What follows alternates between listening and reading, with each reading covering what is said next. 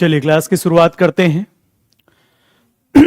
आज की जो क्लास है वो मुख्य तौर पर अगर देखा जाए तो शिक्षक भर्ती एग्जाम के अंतर्गत जो सामान्य ज्ञान है वहां से जो 15 क्वेश्चन आने वाले हैं उसी के अंतर्गत जो कॉन्स्टिट्यूशन वाला पोर्शन है उसकी पढ़ाई आज यहाँ से करवाई जाएगी। 20 क्लास में ये पूरे पोर्शन जो है वो कंप्लीट करने हैं, है ना।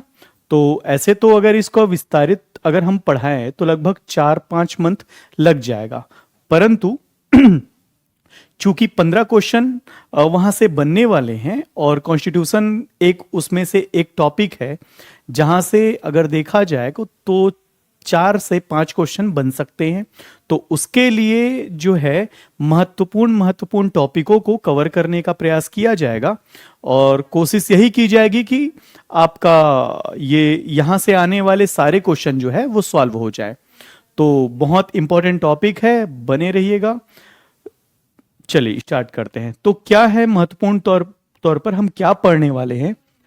तो सबसे पहले है संवैधानिक प्रावधान। चूंकि हम अभी कॉन्स्टिट्यूशन को लेंगे तो उसके अंतर्गत महत्वपूर्ण तौर पर संवैधानिक प्रावधान है। उसमें भारतीय संविधान की प्रमुख विशेषता है, साथ ही संविधान की प्रस्तावना, संविधान की संरचना जिसमें अनुसूचियां हैं और संशोधन है, और एक है संविधान निर्माण की प्रक्रिया और उद्देश्य। तो ये पहला टॉपिक है। दूसरे टॉपिक की बात करें तो भारतीय राजनीतिक व्यवस्था के अंतर्गत दूसरा टॉपिक है मौलिक कर्तव्य, जिसके अंतर्गत मौलिक कर्तव्य और उससे संबंधित प्रावधानों के बारे में पढ़ेंगे। तीसरा टॉपिक है भारतीय राजनीतिक व्यवस्था एवं संविधान, जिसमें संघ और राज्यों के बीच शक्तियों का जो वितरण है, साथ ही महत्वपूर्ण संवैधानिक संस्थाओं के बारे में दिया गया है। ठीक। चौथा टॉपिक है अधिकार और सूचना का अधिकार, जिसमें महत्वपूर्ण तौर पर मौलिक अधिकार और सूचना के अधिकार कानून को हम विस्तृत से यहां पर पढ़ेंगे। नेक्स्ट टॉपिक है संस्कृति, जिसमें संस्कृति की अगर हम बात करें तो भारत की सांस्कृतिक विविधता, भाषा, लिपि, साहित्य और महत्वपूर्ण व्यक्तित्व के बारे में हम पढ़ाई करेंगे। नेक्स्ट टॉपिक की जब हम बात करें तो राष्ट्रीय व्यक्तित्व से जुड़े हुए हैं, अर्थात स्वतंत्रता आंदोलन से संबंधित जो व्यक्तित्व है उसके बारे में हम पढ़ाई करने वाले हैं। ठीक। और अंतिम टॉपिक जो होगा वो होगा लोकतंत्र एवं चुनाव, जिसके अंतर्गत लोकसभा और राज्यसभा के बारे में हम पढ़ाई करेंगे। ठीक है। तो यहां से बहुत इंपॉर्टेंट टॉपिक है और सिर्फ 20 क्लास में यहां इस भारतीय संविधान के पोर्शन को मैं पूरा करूंगा। ठीक है, याद रखिएगा। जो सामान्य ज्ञान वाला जो टॉपिक है वहां से 15 क्वेश्चन आने वाले हैं। उस 15 क्वेश्चन में 4 से 5 क्वेश्चन जो होंगे वो भारतीय संविधान के बनेंगे। उस टॉपिक को 20 क्लास में पूरा करने का प्रयास हम करने वाले हैं, ताकि वो 4-5 वाले जो क्वेश्चन बन रहे हैं वो यहां इस क्लास को अटेंड करने के बाद आपके पूरी अच्छे से बन जाए, सारे क्वेश्चन सॉल्व हो जाए, इस पर प्रयास कर रहे हैं। तो 4-5 महीने का जो क्लास है उसको हम 20 क्लास में कैसे कन्वर्ट कर रहे हैं ये आपके लिए भी बहुत महत्वपूर्ण है। तो बहुत इंपॉर्टेंट टॉपिक को ही कवर किया जा रहा है जहां से क्वेश्चन बन सकते हैं। और इसका एक प्रॉफिट और है आपको कि अन्य राज्यों में जो शिक्षक भर्ती के जो एग्जाम हुए हैं वहां जो एग्जाम में आए हुए टॉपिक हैं उन सभी को कवर करके ये क्लास जो है बनाई जा रही है, इसलिए बहुत ज़्यादा इंपॉर्टेंट है। आप सभी इस क्लास में बने रहें, ये आपके लिए बहुत ज़्यादा बेनिफिट देगा। ठीक है, और बहुत इंपॉर्टेंट टॉपिक है। तो इस पर लगातार जो है हम क्लास पर इस पर चर्चा करेंगे और सारे क्वेश्चन सॉल्व हो जाए ये टारगेट हम लेकर चलेंगे। ठीक है, क्योंकि एक एक क्वेश्चन जो है वह बहुत महत्वपूर्ण है। शिक्षक भर्ती का एग्जाम वर्तमान में काफ़ी ज़्यादा टफ हो चुका है और इस पर यदि किसी भी प्रकार से यदि कोई लापरवाही बरती जाएगी तो उसको जॉब्स उनका जो है वह नंबर नहीं आ पाएगा, जिसके कारण पद मिलने की संभावना शून्य हो जाती है। परंतु हम जो है बहुत दृढ़ता के साथ, बहुत ईमानदारी के साथ ऐसा पढ़ाई करेंगे कि वो सारे क्वेश्चन जो आने वाले हैं वो बन जाए। ठीक है, इसी को लेकर हम आगे बढ़ते हैं। आज की क्लास बहुत ही ज्यादा इंपॉर्टेंट है। शुरुआत करते हैं संवैधानिक प्रावधान से। तो क्या क्या संवैधानिक प्रावधान का है, तो सबसे पहले इसकी शुरुआत जो हम करते हैं भारतीय संविधान के प्रस्तावना से। यहां से ही अधिकतर क्वेश्चन बने हुए हैं अन्य राज्यों में जो एग्जाम हुए हैं, और इससे पहले जो शिक्षक भर्ती का एग्जाम हुआ है उसमें भी यहां से क्वेश्चन बने हुए हैं। तो अच्छे से पढ़िएगा, दिमाग लगाकर पढ़िएगा, नोट्स बनाते चलिएगा, कीवर्ड को नोट करिए, है ना, और बाद में जब ये क्लास खत्म हो जाता है तो रिवाइज करके देखिए, फिर अच्छा नोट्स बनाइएगा पूरा। ठीक है, तो बहुत आपको आपको इसका परिणाम भी बहुत सकारात्मक देखने को मिलेगा। चलिए, तो पहला टॉपिक है प्रस्तावना, भारतीय संविधान का प्रस्तावना। इसकी शुरुआत कैसे हुई, क्या है प्रस्तावना, तो पहले हम जान लेते हैं भारतीय संविधान का प्रस्तावना किसे कहा जाता है।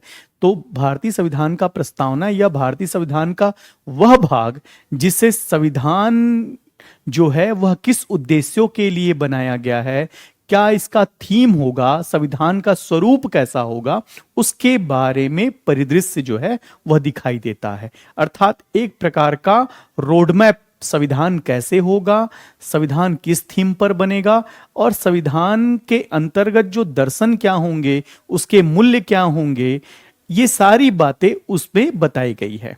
तो भारतीय संविधान का प्रस्तावना भारतीय संविधान की आत्मा है। ठीक है, जिसको एक बार यदि आप पढ़ते हैं तो आपको पता चल जाता है कि भारतीय संविधान कैसा है, उसकी दिशा और दशा कैसे निर्धारित की गई है और लक्ष्य क्या रखे गए हैं। साथ ही उस प्रस्तावना के अंतर्गत भारतीय नागरिकों को जो महत्वपूर्ण अधिकार दिए गए हैं उसके बारे में भी जानकारी मिलती है। तो बहुत महत्वपूर्ण है, याद रखिएगा भारतीय प्रस्तावना। अब भी मैं याद करवा दूंगा आपको, बस इस क्लास पर आप बने रहिएगा। ठीक है, चलिए शुरुआत करते हैं। प्रस्तावना, तो प्रस्तावना महत्वपूर्ण तौर पर प्रस्तावना भारतीय संविधान की आत्मा है जो हमारे राष्ट्र के आदर्श, उद्देश्य और संकल्पों को व्यक्त करता है, याद रखिएगा। ठीक, क्या है, स्टार्टिंग होता है हम भारत के लोग से।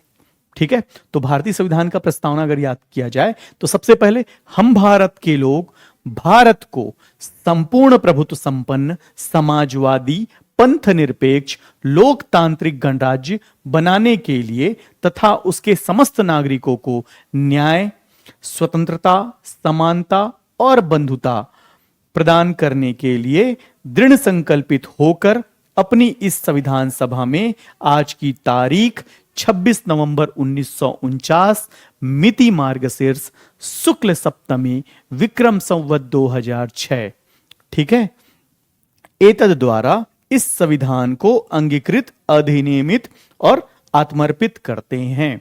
तो यह है आपके भारतीय संविधान की प्रस्तावना, याद करना होगा।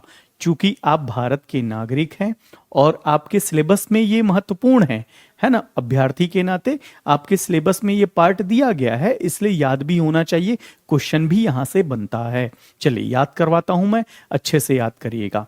ठीक है, तो सबसे पहला है, दिमाग में बैठाइए, हम भारत के लोग भारत को क्या बनाएंगे, तो 4 चीजें बनाते हैं। क्या क्या, संपूर्ण प्रभुत्व संपन्न, समाजवादी, पंथ निरपेक्ष, लोकतांत्रिक गणराज्य। याद रखिए, फिर से मैं बोल रहा हूं, हम भारत के लोग भारत को संपूर्ण प्रभुत्व संपन्न, समाजवादी, पंथ निरपेक्ष, लोकतंत्रात्मक गणराज्य। ठीक है, तो भारत को क्या बनाने के लिए लक्षित किया जाता है, क्या बनाने के लिए दृढ़ संकल्प लिया जाता है, तो हम भारत के लोग अर्थात भारत की जनता भारत को क्या बनाएगी, तो पहला है संपूर्ण प्रभुत्व संपन्न, दूसरा समाजवादी, तीसरा पंथ निरपेक्ष और चौथा है लोकतंत्रात्मक गणराज्य। ठीक, तो बनाने के लिए तथा उनके समस्त नागरिकों को, चूंकि भारत देश स्वतंत्र हो चुका है और भारत देश में लोकतंत्र लागू है, अर्थात जनता का शासन यहां पर लागू हो चुका है, इसलिए यहां के नागरिकों को क्या दी जाएगी, तो 4 चीजें दी जाती है। पहला है न्याय, दूसरा स्वतंत्रता, तीसरा समानता और चौथा बंधुता। ठीक है, तो न्याय, स्वतंत्रता, समानता, बंधुता, याद रखेंगे, न्याय, स्वतंत्रता, समानता, बंधुता। तो नागरिकों को 4 चीजें दी जा रही है, न्याय, स्वतंत्रता, समानता, बंधुता। ठीक है, तो कैसा न्याय होगा, याद रखिएगा, न्याय जो है वो होगा सामाजिक न्याय, दूसरा आर्थिक न्याय और तीसरा राजनीतिक न्याय। न्याय कैसा होगा, सामाजिक न्याय, राजनीतिक न्याय, आर्थिक न्याय, सामाजिक न्याय, फिर मैं समझाऊंगा, पहले याद करिए, है ना। फिर उसके बाद दूसरा है स्वतंत्रता। तो कितने प्रकार की स्वतंत्रता? 5 प्रकार की स्वतंत्रता जो है भारतीयों को दी गई है, ठीक है। तो पहला है विचारों की, अभिव्यक्ति की, विश्वास की, धर्म और उपासना की। याद रखिए कितने प्रकार की स्वतंत्रता जो है यहां पर दी गई है। तो 5 प्रकार की स्वतंत्रता जो है भारतीय नागरिकों को दी जाती है। पहला है विचारों की, दूसरा अभिव्यक्ति, तीसरा विश्वास, चौथा धर्म और पांचवा उपासना। तो 5 प्रकार की स्वतंत्रता जो है यहां पर बताई गई है। नेक्स्ट जो है वो समानता या समता है। याद रखिएगा, समता या समानता। तो 2 प्रकार की समता या समानता प्राप्त करने का अधिकार जो है भारतीयों को दिया गया है। पहला है प्रतिष्ठा का और दूसरा अवसरों का, ठीक है। पहला प्रतिष्ठा का, दूसरा अवसरों का। याद रखिएगा 2। न्याय जो है वो 3 प्रकार का, स्वतंत्रता 5 प्रकार का और समानता जो है वो 2 प्रकार का। दूसरा है नेक्स्ट है बंधुता। तो बंधुता कितनी प्रकार की है? तो पहला है व्यक्ति की गरिमा बनी रहे और दूसरा है राष्ट्र की एकता और अखंडता। तो ये मोस्ट इंपॉर्टेंट है, याद रखिएगा, ठीक। फिर उसके बाद ये कुछ लाइनें लिखी गई है भारतीय संविधान के अंतर्गत। तो दृढ़ संकल्पित होकर अपनी इस संविधान सभा में आज की तारीख 26 नवंबर 1949 मिति मार्गशीर्ष शुक्ल सप्तमी विक्रम संवत 2006 को एतद द्वारा इस संविधान को अंगीकृत, अधिनियमित और आत्मर्पित करते हैं। तो इस प्रकार से यह भारतीय संविधान का प्रस्तावना पूर्ण होता है, ठीक है। उम्मीद है आपको यह प्रस्तावना याद हुआ होगा। फिर से मैं रिपीट कर रहा हूं, याद कर लीजिएगा। हम भारत के लोग भारत को संपूर्ण प्रभुत्व संपन्न, समाजवादी, पंथ निरपेक्ष, लोकतंत्रात्मक गणराज्य बनाने के लिए एवं इनके समस्त नागरिकों को न्याय, स्वतंत्रता, समानता, बंधुता प्रदान करने की आज की तारीख 26 नवंबर 1949 मिति मार्गशीर्ष शुक्ल सप्तमी विक्रम संवत 2006 को संविधान सभा में भारतीय जनता को आत्मर्पित, अधिनियमित, समर्पित करते हैं। तो इस प्रकार से 26 नवंबर 1949 का जो दिन था, उस दिन भारतीय संविधान को आंशिक तौर पर लागू कर दिया गया था। ये वही दिन था जिस दिन संविधान सभा में 284 लोगों के द्वारा साइन किया गया। 3 प्रतियों में संविधान को बनाया गया। पहली प्रति जो थी वो अंग्रेजी में थी, जिसको हैंड राइटिंग से लिखा गया था, हाथों से लिखा गया था, हस्तलिखित था। दूसरी जो प्रति थी वो इंग्लिश की थी, जिसको प्रिंट करवाया गया था।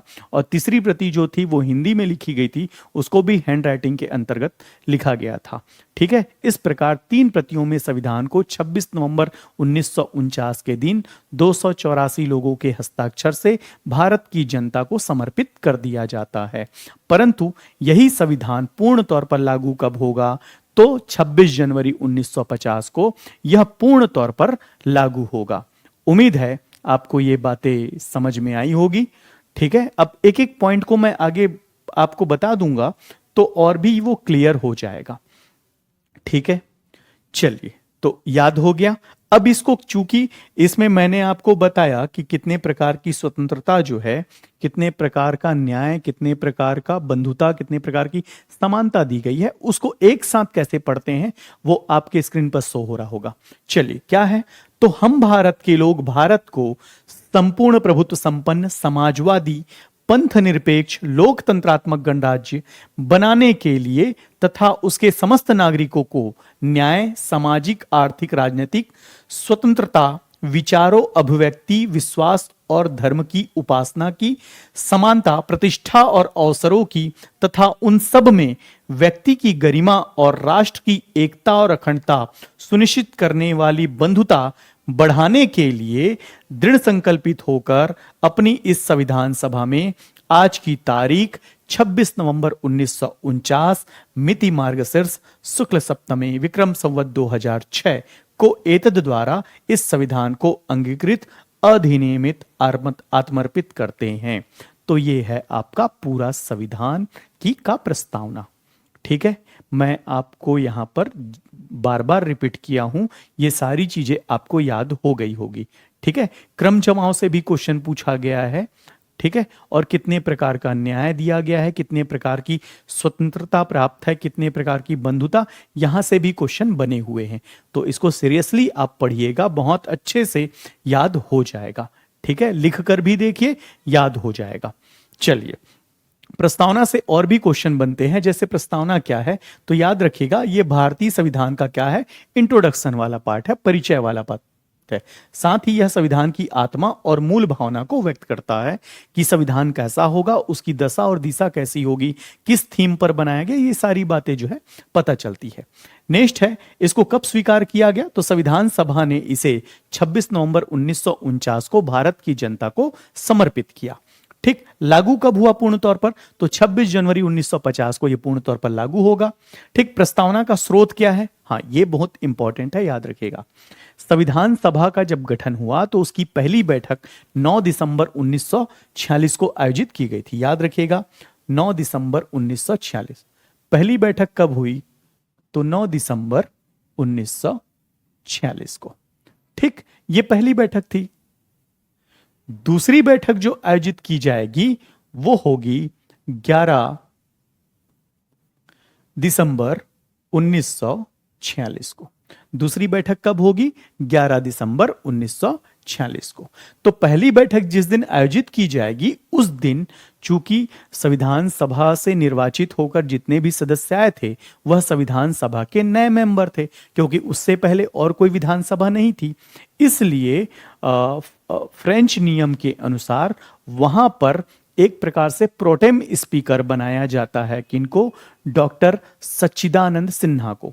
क्यों बनाया गया, क्योंकि फ्रेंच नियम के अनुसार संविधान सभा के जो वरिष्ठ सदस्य होते हैं उनको उस सदन का अध्यक्ष बना दिया जाता है।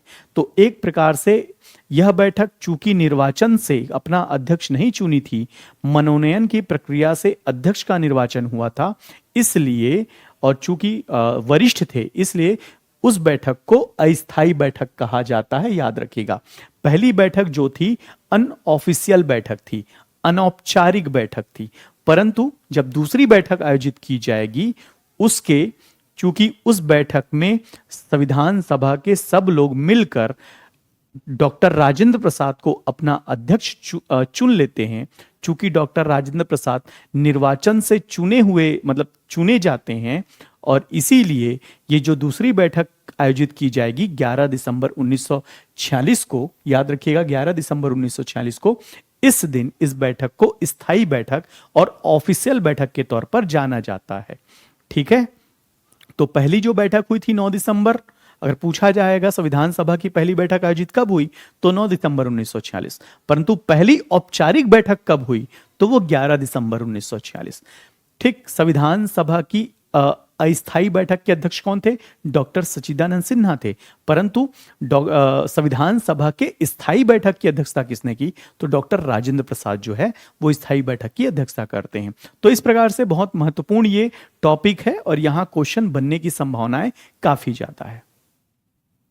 ठीक है, चलिए आगे बढ़ते। हाँ, तो इसी के साथ जब बैठकों का दौर चल रहा था संविधान सभा में तो एक डेट महत्वपूर्ण था, याद रखिएगा, वो डेट था 13 दिसंबर। ये डेट याद रखिएगा, 13 दिसंबर 1946।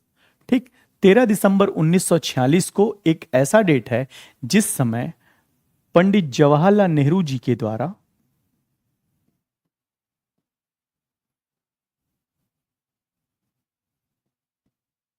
जो उस समय अंतरिम सरकार के प्रमुख थे, ठीक, तो पंडित जवाहरलाल नेहरू जी के द्वारा उद्देशिका प्रस्ताव प्रस्तुत किया जा गया। याद रखिएगा, उद्देशिका प्रस्ताव। ठीक है, यही उद्देशिका प्रस्ताव जो है आगे चलकर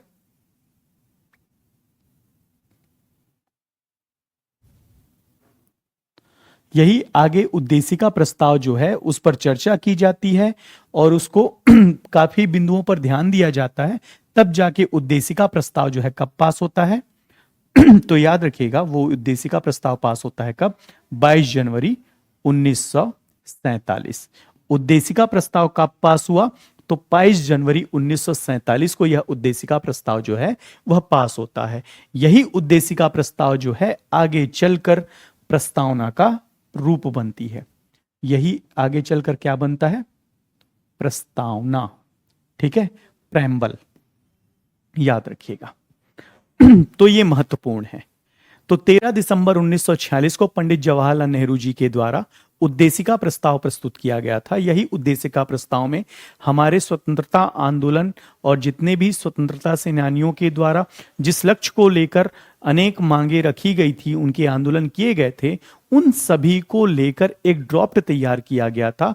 वही क्या कहलाया? उद्देशिका प्रस्ताव। और यही उद्देशिका प्रस्ताव पर जब चर्चा की गई, सर्वसम्मति से जब इसे पास किया गया, तो वो समय था 22 जनवरी 1947। 13 दिसंबर 1946 को यह प्रस्ताव पेश हुआ था और पास हुआ कब? 22 जनवरी 1947 को। ठीक है, उसके बाद 22 जनवरी 1947 को ये तो पास हो गया और यही आगे चलकर क्या बनेगा? प्रस्तावना, भारतीय प्रस्तावना, जिसके बारे में हम पढ़ रहे हैं। ठीक है, तो याद रखिएगा प्रस्तावना। प्रस्तावना में कुल कितने शब्द हैं? तो ये भी इंपॉर्टेंट है। तो प्रस्तावना में कुल शब्दों की संख्या जो है वो मुख्य तौर पर कितनी है? 245 है। ठीक, नेक्स्ट, प्रस्तावना का प्रारंभ में क्या नहीं है? तो जब मूल प्रस्तावना जब बनाया गया तो उसमें क्या नहीं था? तो याद रखिएगा पंथ निरपेक्ष, पहला है समाजवादी, दूसरा पंथ निरपेक्ष और तीसरा है अखंडता। ये 3 वर्ड ऐसे थे जो मूल प्रस्तावना का हिस्सा नहीं हुआ करते थे। 42वां संविधान संशोधन 1976 के अंतर्गत प्रस्तावना में पहली बार संशोधन किया गया और वर्तमान में एकमात्र अभी तक संशोधन हुआ है। उसके अंतर्गत क्या क्या चीजें जोड़ी गई? समाजवादी, पंथ निरपेक्ष और अखंडता जोड़ा गया। ठीक है, तो समाजवादी, पंथ निरपेक्ष, अखंडता जोड़ा गया। किस संविधान संशोधन के अंतर्गत? तो 42वां संविधान संशोधन, 42 कॉन्स्टिट्यूशनली अमेंडमेंट 1976। ठीक है, याद रखिएगा, 42वां संविधान संशोधन 1976 के अंतर्गत। नेक्स्ट है, प्रस्तावना में प्रयुक्त आदर्श क्या है? तो न्याय, स्वतंत्रता, समानता, बंधुता। ठीक है, ये जो है वो इसके आदर्श हैं। चूंकि यह ये जो वर्ड है वो फ्रांस की क्रांति के अंतर्गत लिए गए हैं। फ्रांस की क्रांति के एक प्रमुख लीडर थे जिनका नाम था रूसो। उनके द्वारा नारा दिया गया था स्वतंत्रता, समानता, बंधुता। याद रखेंगे, नारा क्या था? स्वतंत्रता, समानता, बंधुता। तो ये 3 जो इफेक्टिव जो नारा था, इसको हम भारतीय संविधान में शामिल करते हैं। साथ ही न्याय को याद रखिएगा और एकता और अखंडता को याद रखिएगा। यही इसके क्या है? प्रमुख तौर पर आदर्श और मूल्य। ठीक है, नेक्स्ट, यहां तक चीजें आपको अच्छे से क्लियर हुई होगी। ठीक, फिर उसके बाद दर्शन से क्वेश्चन आता है। तो याद रखिएगा, प्रावधानिक का मूल दर्शन 5 आधारभूत आदर्शों पर आधारित है। अर्थात भारतीय संविधान के दर्शन क्या है? तो महत्वपूर्ण तौर पर दर्शन यदि बोला जाएगा तो संविधान में भारतीय प्रस्तावना में जो बातें लिखी गई है वही उसका दर्शन है। तो पहला है संपूर्ण प्रभुत्व संपन्न। ठीक, तो संपूर्ण प्रभुत्व संपन्न किसे कहा गया है? ऐसा राष्ट्र या ऐसा देश जो अपने फैसले बिना किसी दबाव के, बिना किसी प्रभाव के, बिना किसी विदेशी शक्तियों के हस्तक्षेप के, बिना जन कल्याण के अंतर्गत लिए जाते हैं। तो वो क्या होता है? वही राष्ट्र क्या होता है? संपूर्ण प्रभुत्व संपन्न, अर्थात टोटल सेल्फ डिपेंड, है ना। ऐसा राष्ट्र जो अपनी जनता को इंपॉर्टेंस दे, सबसे ज्यादा अपने राष्ट्र को प्रथम भावना के अंतर्गत रखे और जो फैसले लिए जाए वो बिना किसी दबाव के, बिना किसी प्रभाव के, बिना किसी शक्ति के बिना किसी विदेशी शक्तियों के इंटरफेयर के बिना जो फैसले लिए जाते हैं, वही राष्ट्र क्या कहलाता है? संप्रभु राष्ट्र। और भारत है। उदाहरण के तौर पर अभी आपको पता है कि ईरान और अमेरिका इजराइल का युद्ध हो रहा है। उस दौर में भारत देश पर काफी दबाव आया कि आप किसी एक पक्ष में जाइए। फिर भी भारत जो है अपनी कूटनीति, विदेश कूटनीति को अच्छे से अप्लाई किया और भारत जो है किसी भी देश का प्रत्यक्ष तौर पर कोई साथ नहीं दिया, जिससे पता चलता है कि भारत जो है अपने फैसले जो है वह अपने हितों को ध्यान में रखकर लेता है। तो यही क्या कहलाता है, संपूर्ण प्रभुत्व संपन्न। नेक्स्ट है समाजवादी। तो समाजवादी जो है वो 42वां संविधान संशोधन के अंतर्गत जोड़ा गया। तो समाजवादी क्या है, सोशलिस्ट सिस्टम क्या है हमारे यहाँ। तो चूंकि भारत के प्रस्तावना में समाजवादी शब्द दिया गया है, इसका यदि हम मीनिंग लें तो ऐसे राष्ट्र या ऐसा देश जहां पर संसाधनों का स्वामित्व आम जनता के पास हो और उस संसाधनों का वितरण, उसका मॉनिटरिंग, उनका निरीक्षण या उनके अंतर्गत नीतियों का जो निर्माण हो वो जनप्रतिनिधियों के हाथ में हो, परंतु यह सुनिश्चित किया जाए कि जो भी नीतियां बनेंगी, जो भी वितरण की नीतियां बनेंगी, नियम बनेंगे या मॉनिटरिंग किया जाएगा, निरीक्षण किया जाएगा, उसमें जन कल्याण नीतियों को प्राथमिकता दी जाएगी। अर्थात जनता के हितों को सबसे ज्यादा प्राथमिकता दी जाएगी। यही व्यवस्था क्या कहलाती है, समाजवादी व्यवस्था कहलाती है। फिर से सुनिएगा, ऐसी व्यवस्था या ऐसे देश की ऐसी व्यवस्था जहां पर संसाधनों का स्वामित्व आम जनता के पास हो।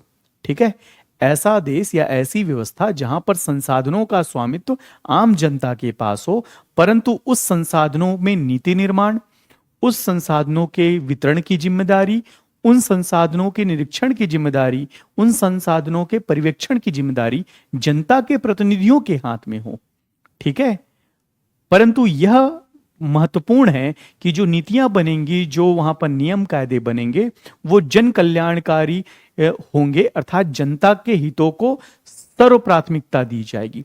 तो यह व्यवस्था क्या कहलाती है, याद रखिएगा, मुख्य तौर पर क्या कहलाती है, ये समाजवादी व्यवस्था। ठीक, नेक्स्ट है पंथ निरपेक्ष, सेकुलरिज्म, है ना। तो हमारे यहाँ चूंकि वेस्टर्न फिलॉसफी के अंतर्गत सेकुलरिज्म का अर्थ होता है कि सरकार का कोई धर्म नहीं होता। चूंकि हम सेकुलरिज्म से थोड़ा सा पॉजिटिव गए हैं और व्यापक किए हैं हमारी सोच को, और हमने शामिल किया है पंथ निरपेक्ष, ना कि धर्म निरपेक्ष, है ना। पंथ निरपेक्ष मूल तौर पर अगर देखा जाएगा तो याद रखिए, पंथ को यदि हम संधि विच्छेद करते हैं तो पथ और अंत होता है ना। तो पथ का अर्थ होता है रास्ता, अंत का अर्थ होता है अंतिम। बोलने का अगर इसको शाब्दिक मीनिंग अगर देखा जाए तो आखिरी रास्ता। तो क्या आखिरी रास्ता है, क्योंकि इंडियन फिलॉसफी के अंतर्गत अंतिम रास्ता या अंतिम मार्ग जो है वह मुख्य तौर पर शांति के मार्ग को कहा जाता है, शांति प्राप्त करने के मार्ग को कहा जाता है, ईश्वर को प्राप्त करने के मार्ग को कहा जाता है। इसलिए सरकार जो है, या भारत की सरकार या भारत की गवर्नमेंट जो है, ईश्वर को प्राप्त करने के मार्ग पर पूर्ण तौर पर निरपेक्ष होगी, पूर्ण तौर पर न्यूट्रल होगी। वो उस मार्ग को ना बाधित करेगी, ना उस मार्ग को प्रोटेक्ट करेगी। ठीक है, अच्छे से समझिए, क्योंकि जो संविधान में जो लिखी गई है वो चीज ही समझना महत्वपूर्ण होता है ना। तो उसी सोच के साथ आपको यह संविधान पढ़ना है। तो याद रखिएगा, पंथ निरपेक्ष का मतलब है कि ईश्वर को प्राप्त करने या शांति को प्राप्त करने के जो मार्ग हैं वहां पर सरकार जो है वो न्यूट्रल भूमिका में होगी, निष्पक्ष होगी, निरपेक्ष होगी। अर्थात ना उस मार्ग को बाधित करेगी, ना उस मार्ग को प्रोटेक्ट करेगी। अर्थात सरकार जो है इंडियन फिलॉसफी के अंतर्गत पंथ निरपेक्ष का पूर्ण, यदि एक लाइन में अगर मैं बात करूं तो यहां पर सर्वधर्म संभाव वाला कॉन्सेप्ट लागू होगा। अर्थात भारत में पंथ निरपेक्ष का मतलब है कि ऐसा देश, मतलब ऐसा व्यवस्था जहां पर सभी धर्मों का सम्मान हो, सभी धर्मों का आदर हो, सभी धर्मों को एक प्रकार से एक नियम में तौला जाए, एक मंच में रखने का प्रयास किया जाए, कोई छोटा कोई बड़ा ना हो। तो यह है पंथ निरपेक्ष। ठीक है, नेक्स्ट है लोकतांत्रिक, जो डेमोक्रेटिक जो व्यवस्था होती है। तो शासन की शक्ति जो है हमारे यहाँ जनता में निहित है, इसलिए जनता की इच्छा से ही सरकारें बनती हैं और जनता की इच्छा से ही सरकारें गिरती है। तो जनता के लिए, जनता के द्वारा बनाया गया शासन क्या कहलाता है? लोकतंत्र कहलाता है। और लोकतंत्र जो है, भारत का लोकतंत्र बहुत बेहतरीन और टेक्निकल तौर पर काफी ज्यादा मजबूत है। ठीक है, तो लोकतंत्रात्मक व्यवस्था है हमारे यहाँ। और साथ ही गणराज्य, चूंकि गणराज्य अगर बोल रहे हैं तो गण का अर्थ होता है प्रतिनिधि, तो भारत का जो प्रतिनिधि होगा वह वंशानुगत नहीं होगा, है ना। चूंकि हमारे यहाँ राष्ट्रपति का जो पद है वो निर्वाचित, अप्रत्यक्ष निर्वाचन के जरिए वह पद जो है वह निर्वाचित होते हैं। तो जो भी प्रतिनिधि राष्ट्रपति बनेंगे वो एक निश्चित प्रोसीजर से उनका निर्वाचन की प्रक्रिया संपादित की जाएगी, अर्थात वो वंशानुगत नहीं होगा। और गणतंत्र का मतलब ये होता है कि आपके द्वारा चुने हुए प्रतिनिधियों के माध्यम से जो सरकारें बनती हैं, जैसे आप विधानसभा के चुनाव में विधायकों को चुने हैं और बहुमत, मतलब जिस राजनीतिक पार्टी को बहुमत मिल गई, अर्थात जिसके पास अधिक विधायक जो है वो जीत कर जाते हैं, तो उसके द्वारा सरकारें बनती है। तो बहुमत दल का जो नेता होता है उसको मुख्यमंत्री बनाया जाता है। मुख्यमंत्री की अनुशंसा से अन्य मंत्री परिषद की नियुक्ति राज्यपाल के द्वारा की जाती है। तो इस प्रकार से सरकार का गठन किया जाता है ना। तो सरकार बन गई, तो जनता के प्रतिनिधियों के माध्यम से एक व्यवस्था बनी है, उनको ही अधिकार दिए गए हैं कि वह जनता के हितों में कार्य करे, अर्थात राज्य को, मतलब जो भी राज्य है उस राज्य का वो संचालन करे। तो यही है गणतंत्रात्मक व्यवस्था, याद रखें। तो जनता के प्रतिनिधियों के द्वारा जो सिस्टम बनाया जाता है, जो व्यवस्था बनाई जाती है, वही है गणतंत्र।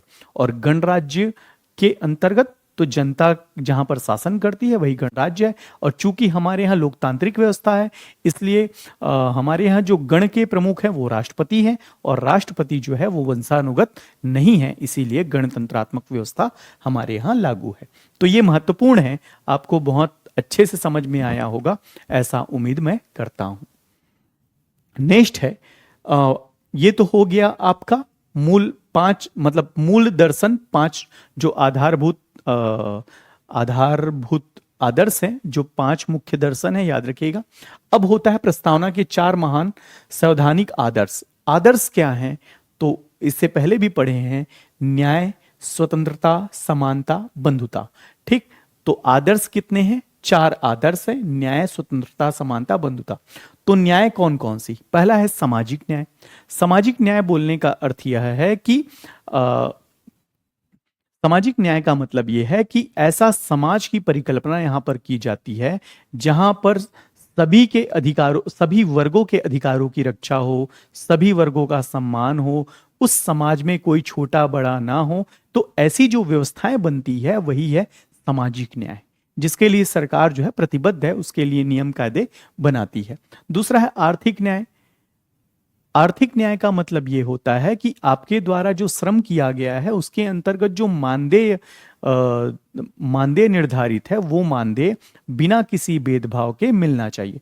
अर्थात मानदेय या आपके श्रम में धर्म, जाति, मूलवंश, लिंग, जन्म स्थान, इन आधारों पर कोई भी भेदभाव नहीं होने चाहिए। साथ ही आपके द्वारा अर्जित किए गए धन या संपत्ति पर आपका हक है, यह बात सुनिश्चित करना ही आर्थिक न्याय होता है।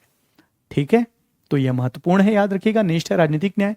चूंकि भारत लोकतंत्र है और लोकतंत्र में आम जनता को सबसे ज्यादा शक्ति दिया गया है। ठीक, तो संविधान में भारत की जनता जो है सबसे सुप्रीम पावर है, इसलिए जनता से ही कोई प्रतिनिधि उस निर्वाचन में भाग ले सकता है, आप वोट कर सकते हैं, आप प्रतिनिधि बन सकते हैं। तो ये जो व्यवस्था है यही कहलाता है राजनीतिक न्याय। तो यहां पर कोई कंपलसरी या कोई विशेष वर्ग को ही प्रतिनिधि बनने का अधिकार नहीं होगा, सभी लोगों को वह अधिकार होगा, सभी लोगों को वोट देने का अधिकार होगा, सभी लोगों को प्रतिनिधित्व करने का अधिकार होगा। तो यही है राजनीतिक न्याय। तो 3 प्रकार का न्याय जो है भारतीय प्रस्तावना में दिया गया है, ये इंपॉर्टेंट है, याद रखिएगा। नेक्स्ट है स्वतंत्रता। तो कितने प्रकार की स्वतंत्रता जो है भारतीय प्रस्तावना में दिया गया है? तो 5 प्रकार की। तो क्या क्या स्वतंत्रता है? विचारों की, आप कुछ भी विचार कर सकते हैं, ये आपका निजी अधिकार है ना। तो विचार करने की स्वतंत्रता आपको प्राप्त है। उन विचारों को व्यक्त करने की स्वतंत्रता अभिव्यक्ति के अंतर्गत आप प्राप्त है। साथ ही आप किसी पर भी विश्वास कर सकते हैं, ये आपका अधिकार है। आप किसी भी धर्म को फॉलो कर सकते हैं, मान सकते हैं, जान सकते हैं, ये आपका अधिकार है। और नेक्स्ट है उपासना, आप किसी भी शक्ति की उपासना कर सकते हैं, ये आपके अंतर्गत है। तो इस प्रकार की 5 प्रकार की स्वतंत्रता भारतीय नागरिकों को दी जाती है, किसके अंतर्गत? प्रस्तावना के अंतर्गत। नेक्स्ट है समानता, इक्वलिटी। तो प्रतिष्ठा और अवसरों की समता बताया गया है। अर्थात प्रतिष्ठा का मतलब क्या होता है कि आप यदि कोई कार्य करते हैं, उस कार्य की कुशलता के अंतर्गत आपकी कोई पहचान बन जाती है, वो होता है प्रतिष्ठा। तो प्रतिष्ठित व्यक्ति बनने का अधिकार किसी वर्ग विशेष को नहीं होगा, आप सभी भारतीय नागरिकों को होगा कि आप अपने कार्य कुशलता से इसलिए पीछे नहीं हटेंगे कि आप किसी वर्ग विशेष के हैं। ठीक है, तो भारतीय संविधान के प्रस्तावना में स्पष्ट किया गया है कि आपकी जितनी योग्यता है, आपकी कुशलता है, तो आपका मान सम्मान भी उसमें बनेगा।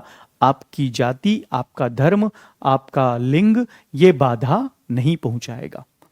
दूसरा है अवसरों की। लोक नियोजन में सरकार जो है ऐसा एटमॉस्फेयर क्रिएट करेगी कि लोक नियोजन में सभी को समान अवसर उपलब्ध कराए जाएं। अर्थात ऐसा वातावरण बनाने का प्रयास किया जाएगा कि सरकार जो है सभी को समान अवसर दिए जाएंगे। ठीक है, तो यह महत्वपूर्ण है। लोक नियोजन मतलब सरकारी नौकरियां। ठीक, नेक्स्ट है बंधुता। तो 2 प्रकार की बंधुता यहां पर बताई गई है। तो भारतीय नागरिकों को 2 महत्वपूर्ण बंधुता के बारे में बताया गया है, जिसमें महत्वपूर्ण तौर पर ऐसी बंधुता जिससे व्यक्ति की गरिमा बने, उस बंधुता को बताया गया है। और दूसरा ऐसी बंधुता जिससे राष्ट्र की एकता और अखंडता बनी रहे, ऐसी बंधुता के बारे में बताया गया है। तो इस प्रकार से प्रस्तावना के लगभग सारे शब्दों को, सारे महत्वपूर्ण शब्दों को मैंने आपको डिफाइन कर दिया है, पूरा बता दिया है। ठीक है, उम्मीद है सारी चीजें आपको अच्छे से समझ में आई होगी। नेक्स्ट है संविधान की विशेषता। तो विशेषताओं की बात करें तो विश्व का सबसे विस्तृत और लिखित संविधान है। याद रखिएगा 1991 से पहले विश्व का सबसे लिखित और बड़ा संविधान हुआ करता था युगोस्लोवाकिया, परंतु 1992 के बाद से जब हमने 73वां और 74वां संविधान संशोधन किया है, उसके बाद से यह हमारे यहाँ विश्व का सबसे बड़ा लिखित संविधान हो चुका है।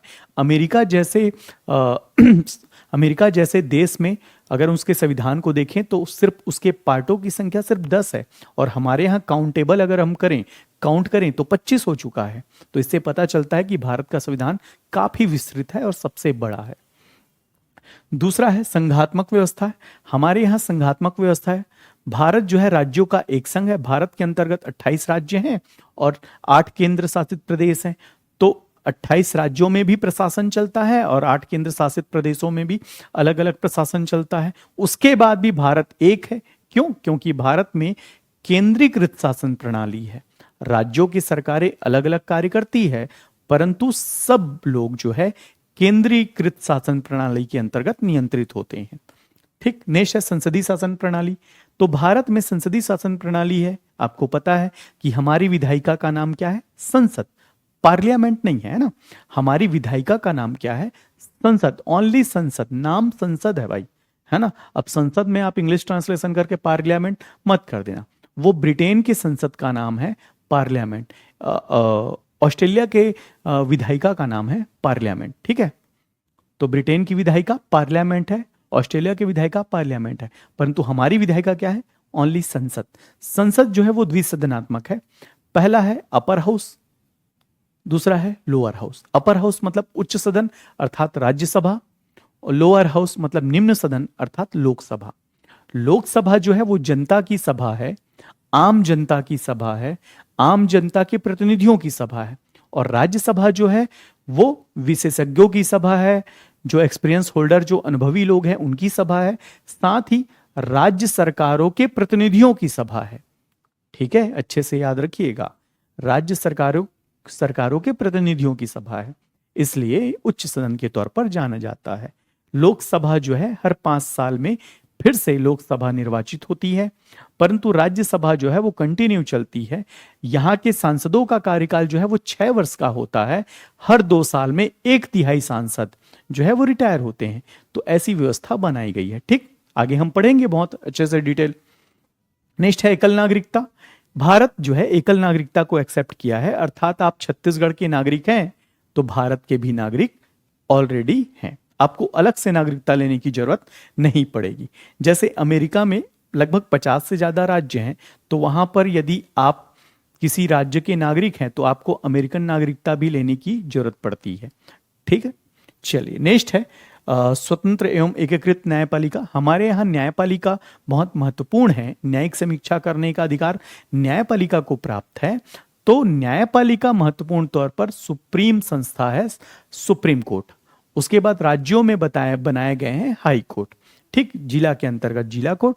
तो पूर्ण तौर पर हमारे यहाँ जितने भी न्यायपालिका के अंतर्गत संस्थाएं हैं, चाहे वो सुप्रीम कोर्ट हो चाहे हाई कोर्ट हो, इनका सेपरेट जो है वो सिस्टम है। चाहे वो नियुक्ति से संबंधित मामले हो, जैसे जजों की नियुक्ति की अगर हम बात करें तो केंद्र सुप्रीम कोर्ट में अगर देखा जाए तो कोलेजियम सिस्टम है, स्टेट में भी अगर देखा जाए तो कोलेजियम सिस्टम है। इनके द्वारा ही यहाँ पर नियुक्ति और ट्रांसफर जो है वह तय किए जाते हैं।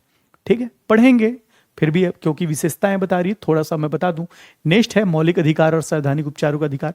भारतीय संविधान की सबसे महत्वपूर्ण विशेषता है कि यहाँ के नागरिक को मौलिक अधिकार दिए गए हैं। ठीक है, तो फंडामेंटल राइट बहुत महत्वपूर्ण है, जिसके अंतर्गत यह श्योर होता है कि भारत की जनता आजाद है और भारत स्वतंत्र देश है, लोकतांत्रिक देश है। तो उसी में सारे अधिकार दिए गए हैं। अनुच्छेद 14 से लेके अनुच्छेद 32 तक मौलिक अधिकारों के बारे में बताया गया है, जो बहुत महत्वपूर्ण है। नेक्स्ट है राज्य के नीति निर्देशक तत्व। भारतीय संविधान में यह भी स्पष्ट किया गया है कि जो सरकारें बनेंगी उनका कर्तव्य क्या होगा। तो सरकारों के कर्तव्यों को भी स्पेशली भारतीय संविधान में लिखा गया है कि वो किन उद्देश्यों को प्राप्त करेंगे। तो ये भी अपने आप में बहुत महत्वपूर्ण विशेषता रखता है।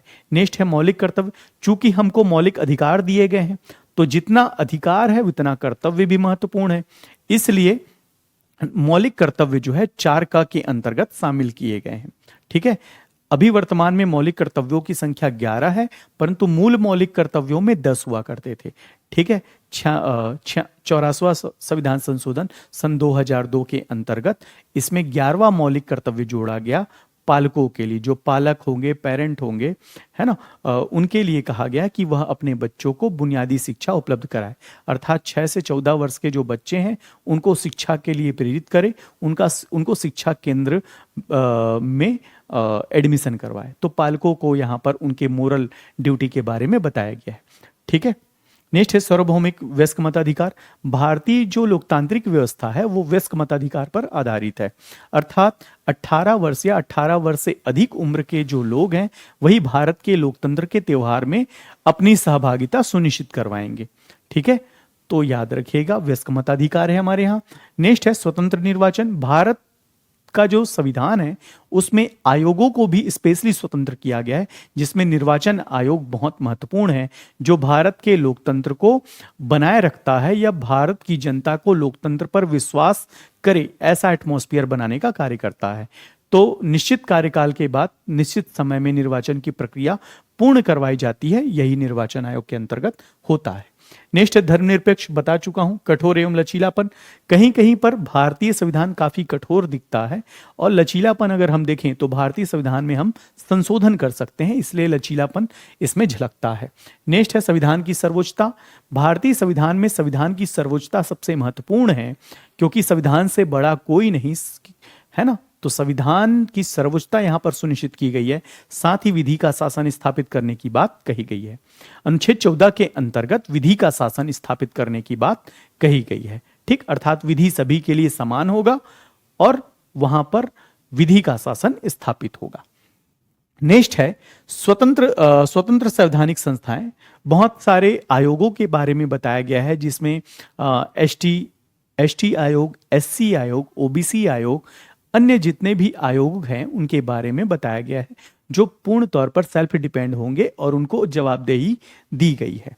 नेक्स्ट है कल्याणकारी राज्य की अवधारणाएं।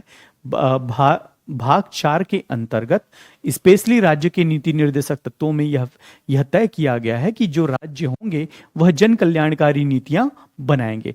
राज्य ऐसा कानून नहीं बनाएंगे जो किसी वर्ग विशेष को हानि पहुंचाते हो, नुकसान पहुंचाते हो। तो जन कल्याण की भावना जो है वह स्पष्ट तौर पर यहां पर निर्धारित की गई है। तो ये है आपकी विशेषताएं। उम्मीद है आपको ये सारे बातें जो है स्पष्ट तौर पर समझ में आई होगी। ठीक है, महत्वपूर्ण है, यहां से क्वेश्चन बनते हैं, इसको अच्छे से आप पढ़िएगा, है ना भाई।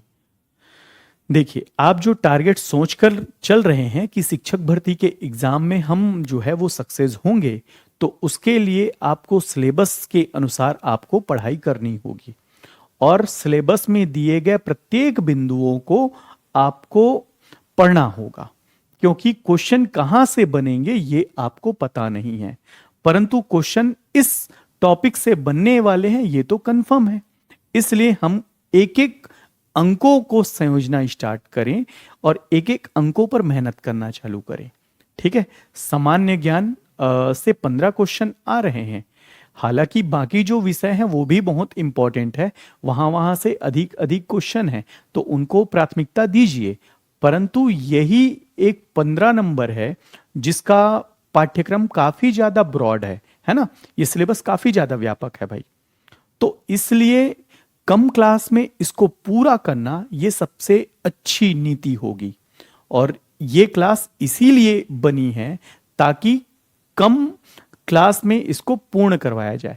तो हमारी जो संस्था है साध्य एकेडमी, वो इस पर लगातार मेहनत कर रही है, और सब जितने भी सामान्य अध्ययन के अंतर्गत जो टॉपिक दिए गए हैं, चाहे वो हिस्ट्री से, जियोग्राफी से, शिक्षा नीति से संबंधित, तो सबके अलग अलग क्लास जो है वो बहुत कम क्लास में इसको पूरा कराने के लिए बाध्य हैं, और वो लोग बहुत अच्छे से मेहनत करके ये क्लास बना रहे हैं। ठीक है, तो वैसे ही ये क्लास है। ठीक, तो बने रहेंगे और निश्चित ही सफलता यहां से मिलने वाली है आपको। चलिए, फिर आता है भारतीय संविधान को एक्सप्लेन करते हैं कि भारतीय संविधान की प्रस्ताव मतलब संरचना क्या है। तो संरचना की बात करें तो इस प्रस्ताव मतलब इस भाग में मतलब भारतीय संविधान में एक प्रस्तावना है जो हम पढ़ चुके हैं। दूसरा है भाग। भारतीय संविधान को 25 अलग अलग भागों में विभाजित किया गया है। ठीक है, और ये सारे विभाग जो है वो बहुत क्रमबद्ध, बहुत सिस्टमेटिक है। ठीक है, कोई भी भाग कहीं भी नहीं रखा गया है, क्रमबद्ध रखा गया है। सबके क्रम का एक निश्चित कारण है। ठीक है, तो 25 भाग, जब आप इसको काउंट करेंगे तो 25 है। हालांकि मूल 22 ही है, परंतु जब आप इसको काउंट करेंगे तो कितना है? 25। याद रखिएगा, 25। अनुच्छेदों की संख्या वर्तमान में कितनी हो चुकी है? 470। 470 आर्टिकल हो चुके हैं, याद रखिएगा, 470 आर्टिकल हो चुके हैं वर्तमान में। अनुसूचियां, शेड्यूल अगर बात करें तो 12 शेड्यूल है और 4 परिशिष्ट है, सॉरी 5 परिशिष्ट है, 5 परिशिष्ट है। ठीक, जब भारतीय संविधान जब बनाया गया 26 जनवरी 1950 को, उस समय क्या स्थिति थी? तो 22 भाग हुआ करते थे, 395 अनुच्छेद हुआ करते थे, 8 अनुसूचियां हुआ करती थी। तो इस प्रकार से भारतीय संविधान में संशोधन होते गए और आर्टिकल जो है वो जुड़ते गए। तो वर्तमान में आर्टिकल की संख्या कितनी हो चुकी है? 470 हो चुकी है। भागों की संख्या कितनी हो चुकी है? तो 25 भाग हो चुके हैं। अनुसूचियों की संख्या कितनी हो चुकी है?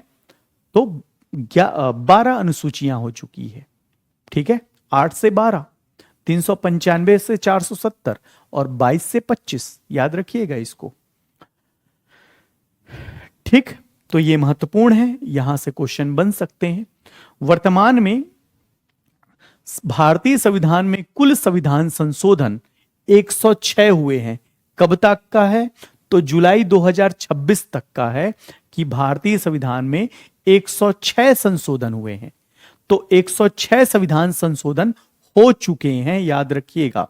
भारतीय संविधान के अंतर्गत 106 संविधान संशोधन हो चुके हैं। ठीक, हालांकि 129वां, 130वां, 131वां संविधान संशोधन विधेयक अभी लंबित है। आने वाले समय में शायद उस पर चर्चा हो और संविधान संशोधन बढ़ जाए। ठीक, तो कौन कौन से 106 हैं, तो टॉप महत्वपूर्ण जो अभी से रिलेटेड है उसको हम पढ़ते हैं। तो 106वां संविधान संशोधन जो है वो नारी शक्ति वंदन अधिनियम, याद रखिएगा। अभी जो वर्तमान में जो करंट का सबसे लेटेस्ट जो संशोधन हुआ है वो 106 संविधान संशोधन जो हुआ है, ठीक, जिसके अंतर्गत क्या जोड़ा गया है, नारी शक्ति वंदन अधिनियम। इसी के अंतर्गत लोकसभा में और राज्य की विधानसभाओं में, लोकसभा में और राज्य की विधानसभाओं में 33% आरक्षण जो है वो फिक्स किया गया है महिलाओं के लिए। 33% आरक्षण फिक्स किया गया है। नेक्स्ट जो है 105वां संविधान संशोधन, ओबीसी। ओबीसी को मतलब राज्यों को ओबीसी सूची बनाने का अधिकार दिया गया है। याद रखिएगा, अनुच्छेद 242 ए और 266 के अंतर्गत चीजें जोड़ी गई है।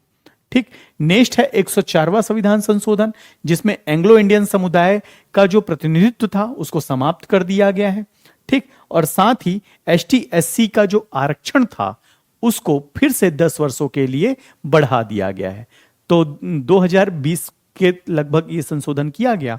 अब आरक्षण की व्यवस्था कब तक होगी, तो मूल तौर पर कब तक होगी, 2030 तक होगी। 10 वर्ष के लिए बढ़ाया गया। याद रखिएगा, 104वां संविधान संशोधन, ठीक, जिसके अंतर्गत एसटी एससी के आरक्षण को कब तक बढ़ाया गया है, 2030 तक बढ़ाया गया है।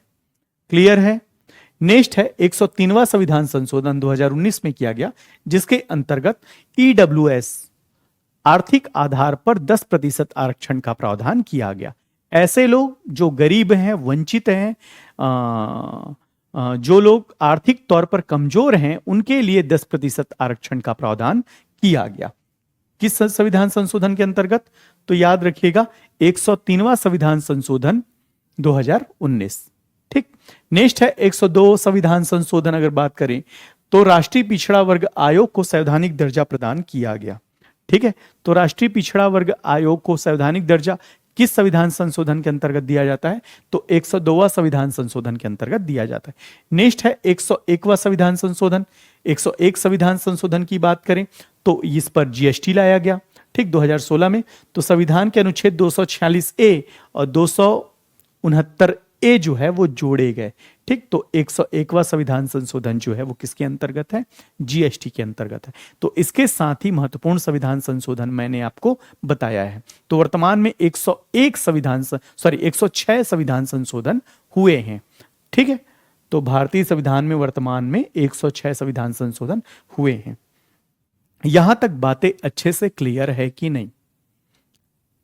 उम्मीद है ये बहुत अच्छे से क्लियर हुआ होगा और अच्छे से समझ में आया होगा। आपको बहुत मेहनत करनी है और नोट्स बनाते हुए चलना है और टोटल कंसंट्रेशन आपके इस क्लास में होनी चाहिए। ठीक है, तब जाके आपको परिणाम जो है वो सकारात्मक देखने को मिलेगा। आपकी मेहनत बहुत इंपॉर्टेंट है। आप लगातार मोटिवेट मूड पर रहिएगा, क्योंकि बहुत बड़ा सिलेबस है और उसको बहुत कम दिनों में पूरा करना है ना। और वर्तमान का परिप्रेक्ष्य अगर देखा जाए तो सिर्फ 2 मंथ ही समय है, तो उस पर करना है तो बहुत अच्छी प्लानिंग होनी चाहिए। ठीक, तो उसी प्लानिंग के साथ हम भी आगे बढ़ रहे हैं ताकि आप सफल हो जाएं, आपको सफलता मिले। चलिए, फिर उसके बाद आते हैं जो हमारे 25 भाग हैं वो कैसे हैं, क्या हैं, उस पर देखते हैं। तो सबसे पहले भाग 1 की बात हम करें तो वहां पर लिखा हुआ है संघ राज्य और उसका क्षेत्रफल। तो भाग 1 संघ राज्य और उसका क्षेत्रफल। ठीक, जो आर्टिकल 1 से 4 तक बताया गया है, ठीक है, उसमें अनुच्छेद कितने हैं, तो अनुच्छेद 1 से 4 संघ राज्य और क्षेत्रफल। भाग 2 है नागरिकता। ठीक है, जो सिटीजन वाला जो कॉन्सेप्ट है वो भाग 2 का विषय है। तो आर्टिकल है 5 से 11। भाग 3 है मौलिक अधिकार, फंडामेंटल राइट। कौन सा अनुच्छेद, तो अनुच्छेद 12 से लेके अनुच्छेद 35, जिसमें मूल मौलिक अधिकार अगर बोला जाए तो 14 से 32, याद रखिएगा। मैं रिपीट करूंगा ना, आपको भी याद करते जाना, पहले तो आप पता तो चल जाए क्या क्या चीजें हैं, फिर मैं रिपीट आपको करवाऊंगा।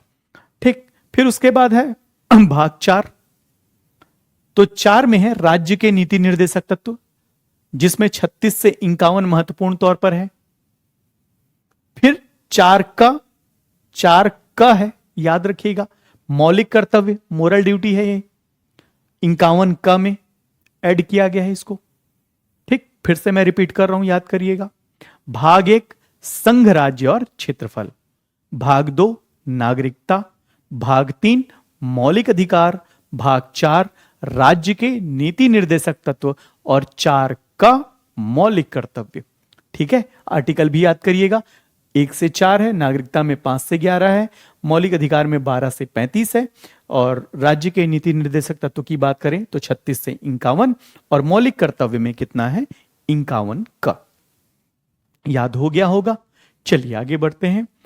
नेक्स्ट है भाग 5। तो भाग 5 में है केंद्र सरकार संघ के बारे में, भाग 6 है राज्य सरकार, और 7 है वो समाप्त कर दिया गया है।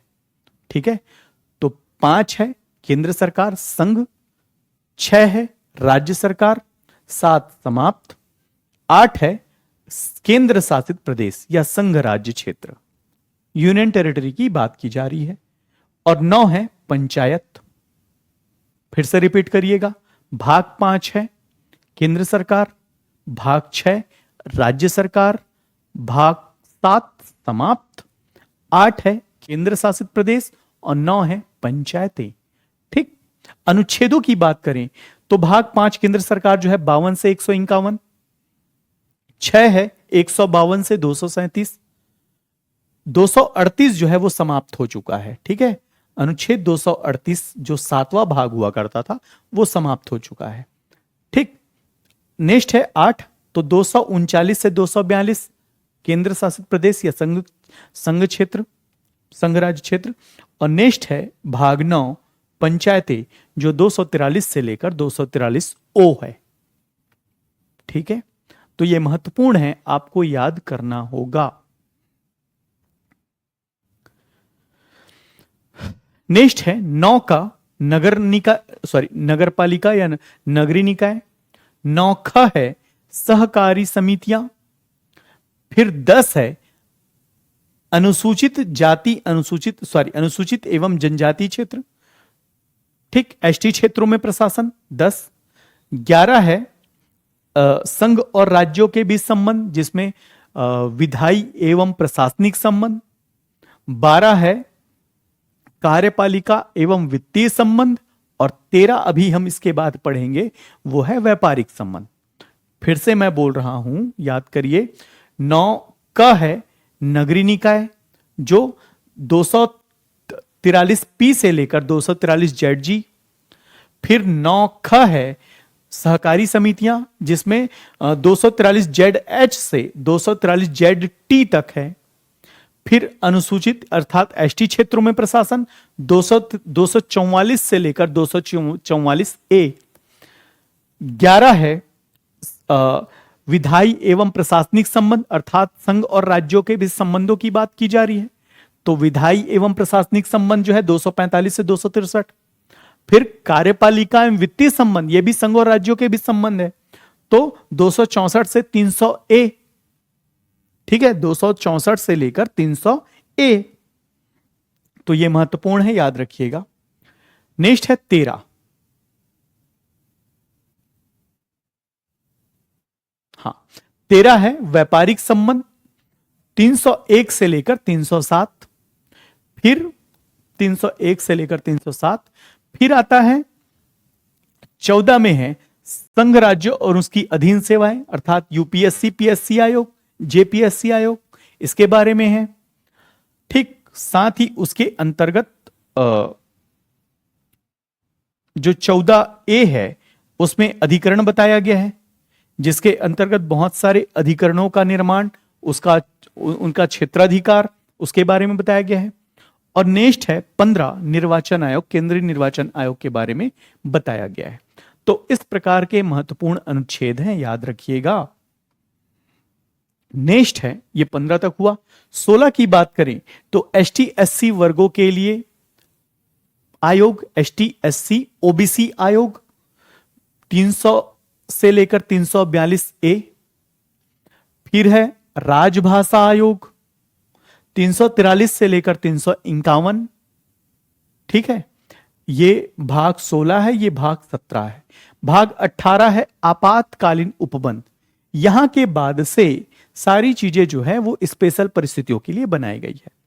तो भाग 19 है आपातकाल, अनुच्छेद 152 से 160। फिर उसके बाद प्रकीर्ण है, अर्थात राज्यपाल और राष्ट्रपति के बारे में कुछ महत्वपूर्ण उपबंध दिए गए हैं, जो अनुच्छेद 361 से लेकर 367। ठीक, तो 19 है प्रकीर्ण। 20 है आपका संविधान संशोधन, मोस्ट इंपॉर्टेंट 368। भाग 20 क्या है? संविधान संशोधन 368। भाग 21 है अस्थायी या संक्रमणकालीन विशेष उपबंध, जो है अनुच्छेद 369 से 392। और जो भाग 22 है मोस्ट इंपॉर्टेंट कि संविधान का हिंदी में अनुवाद, वो है 393 से लेकर 395। तो ये मूल अनुच्छेद हैं, याद रखिएगा, मूल भाग हैं। ठीक है, तो भारतीय संविधान के 22 भाग हैं, आपको याद रखना है 22 भाग। ठीक है, एक बार भाग को रिपीट करते हैं, याद करिएगा आप। तो भाग 1 है संघ, राज्य और क्षेत्रफल, याद हुआ। भाग 2 है नागरिकता। भाग 3 है मौलिक अधिकार। भाग 4 है राज्य के नीति निर्देशक तत्व।